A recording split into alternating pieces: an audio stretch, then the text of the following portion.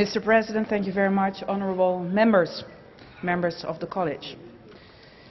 The 23rd of June 2016 will go down in history as a day that shook the United Kingdom and the European Union. A majority of the British voters have expressed their wish to leave the EU. Following this result, which we respect, there is deep regret. But there is also a strong resolve to show unity in our response.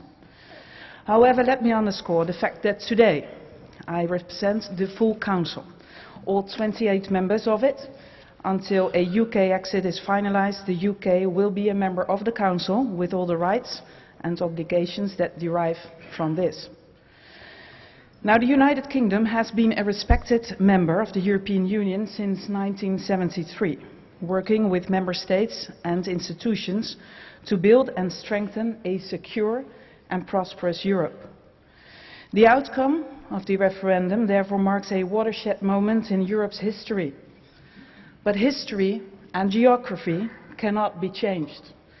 The UK is and will always be a European nation. We share the same values, we harbour the same hopes, and will continue to work together as partners and allies. In other words, it will be in the interest of us all to ensure that a future relationship will be constructive and mutually beneficial. Now let me be absolutely clear. No one will benefit from a prolonged period of political limbo. The ball is in the British court, and we do look forward to hearing from London soon. At the same time, let us also allow the UK the time it needs to recuperate and to take the necessary decisions so we can indeed move forward. In other words, cool heads must now prevail. Mr. President, since its creation in 1957, the EU has gone a long and successful way. It has reunited Eastern and Western Europe, and it has brought about the longest period of peace on our continent in modern times. It has been a driving force to bring and keep the people of Europe together in all its diversity and strength. Never in modern history have we enjoyed so much freedom, so much wealth, and so much stability in Europe. Now, why did people give their life in Ukraine, carrying a blue banner with golden stars? Why do people from Africa and Asia leave their families in rickety boats to reach our shores? It is because of the fundamental values that bind us, the fundamental freedoms that inspire us, and the promise that if you do your best, you really can get ahead, and if you cannot, you won't be cast away. Now, these achievements stand, and we can be proud to have contributed to them. However, nothing is irreversible, nothing inevitable. The shock of the referendum should be a wake-up call to us all. Whether we like it or not, the sentiments of a large part of the British voters are shared in many other EU member states. So we will have to do better. We must intensify our efforts. We do need a more efficient, more effective, and most of all, a more convincing European Union. Now, clearly, in this globalized world, Europe is facing huge challenges. So yes, we do need an EU that is protecting its borders and controlling migration.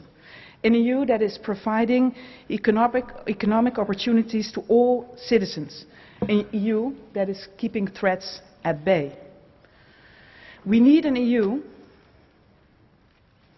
that is not seen as a threat to national identity, but as an extension of our identities. An EU that is not seen as a bureaucratic meddler, but as a facilitator. Now, the inconvenient truth is that neither Europe as a whole, nor any single nation, can isolate itself from a world in turmoil.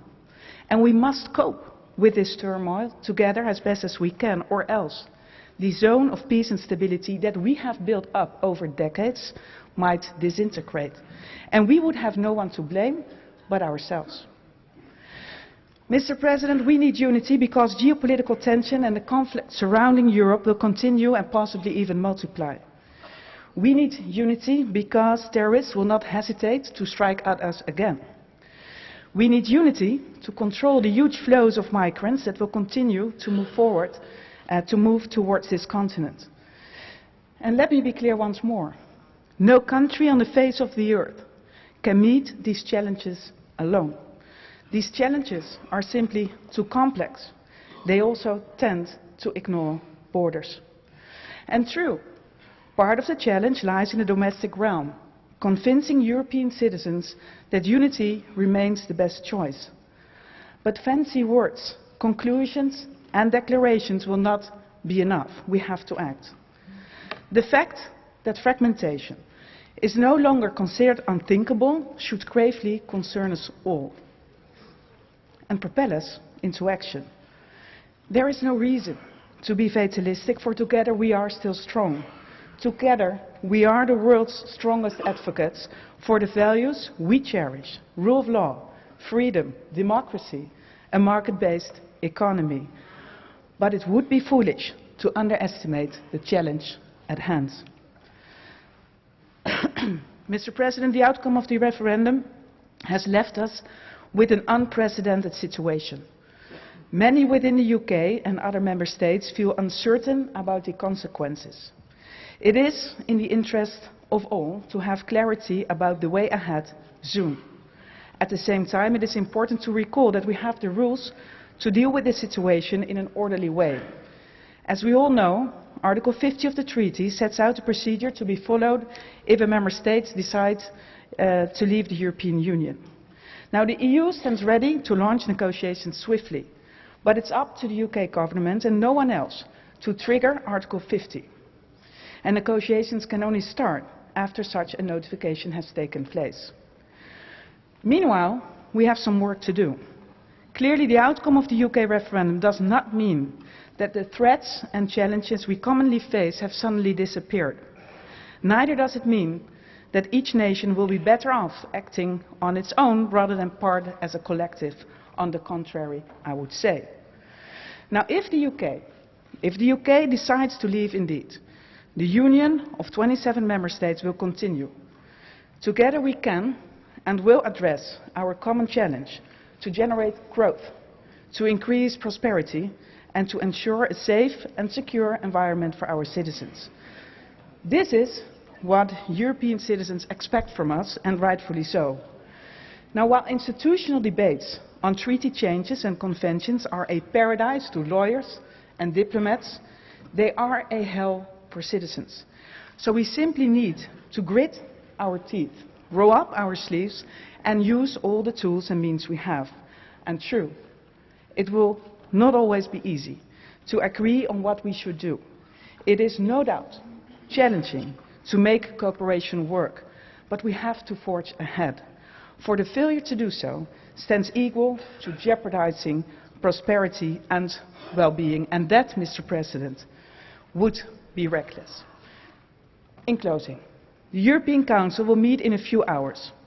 You will understand that I cannot prejudge the discussions in the Council. In other words, I cannot go into greater detail on the next steps. However, I will listen carefully to your debate. You yourself, President Schulz, will be able to address the members of the Council this afternoon when you meet them, and to convey the substance of the debate and of the resolution you will adopt later this morning. Thank you so much.